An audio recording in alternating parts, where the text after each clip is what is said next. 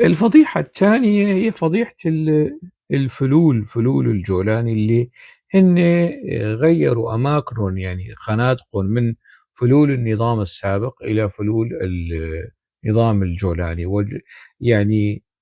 كلمة الفلول تنطبق حتى على أنصار النظام وهو موجود،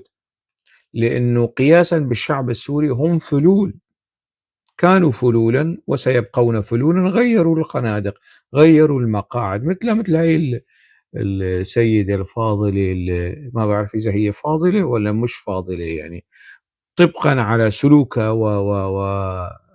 تعاملها مع الواقع السوري، يعني فاضلة، يعني ربما يكون توصيفًا وشرفًا لها هي لا تستحقه يعني. بدليل يعني ما رأيتموه من هجوم على الجولاني، وفيما بعد تجي وتقول الجولاني والفلول والغيرانيين والتعبانين والانفصالية والما بعرف شو، ومن هالسلوك التافه السخيف، وجاية ومعها صورة مشوهة للرئيس الأمريكي ترامب، مثل ما بتقولها هيك بالاكسنت باللكنه الامريكيه ترامب، وانه هي قعدت وحكت واخذت وعود من الكلاوات التافهه والسخيفه، وعلى اساس انه شو اسمه توم باراك بده يبعث الصوره لترامب، وترامب سيعجب بها وينشر يعني، وترامب ينشر على حساباته أمور يعني تعجبه يعني. يبدو أنه لا صورة ميساء قباني ولا يعني صورة ميساء قباني كميساء قباني، ولا صورة ترامب اللي جابتها ميساء قباني عجبت ترامب، ويعني الموضوع كان طلع كله خرطي وكذب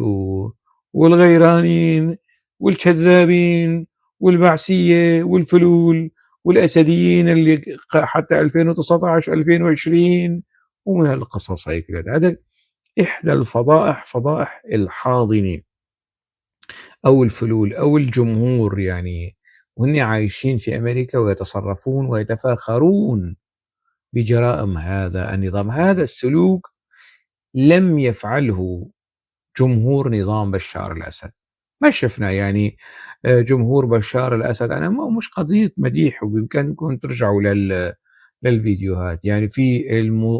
المظاهرات المؤيدة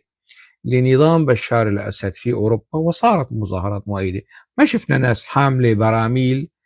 يعني كناية على البراميل المتفجرة، أو حاملة شيء بيشبه يعني رمزية الأسلحة الكيميائية، أو شيء بيشبه رمزية سجن صيدنايا أو سجن تدمر، أو شيء بيشبه رمزية مذبحة أو مجازر حماة في 82. ما شفنا هيك أساليب وسخة وقذرة ووقحة وطائفية ودنيئة وشنيعة مثل اللي يعني شفناها يعني عند جمهور الجولاني، شيبا وشبابا، رجالا ونساء، أطفالا وشيوخا، الكل، أطفال معلمين الأطفال سلوكيات قذرة إجرامية فاشية في بلاد المحجر، في بلاد بينعموا فيها بالديمقراطية. لو في ديمقراطية حقيقية تتشكل لجنة ويراجعوا الفيديوهات ويستدعوا كل هؤلاء السفلة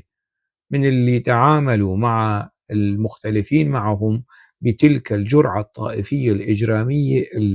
ال الشنيعة والمنبوذة والمكروهة والتافهة، والتي تعبر عن كينونة وجوهر هذا النظام. هذا أيضا يعني في تقديري أنه كان إحدى فضائح الفتوحات الجولانية في واشنطن.